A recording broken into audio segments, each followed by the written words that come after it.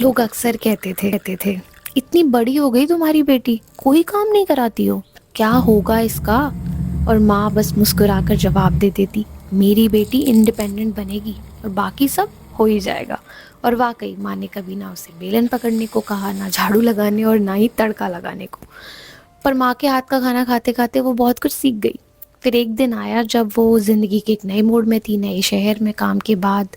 हर दिन बाहर का खाना खाते खाते उसे समझ में आया कि माँ के हाथ का जैसा खाना तो यहाँ कहीं नहीं मिलेगा। फिर क्या था, पहली बार उसने अपने हाथों से सब्ज़ी बनाने की कोशिश की।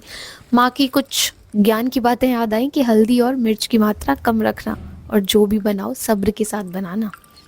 उस दिन समझ में आया कि माँ के इंडिपेंडेंट बनो कहने का मतलब सिर्फ करियर से नहीं था, वो ज़िंदगी के हर मोड़ पे खुद को संभालने की बात कर रही थी।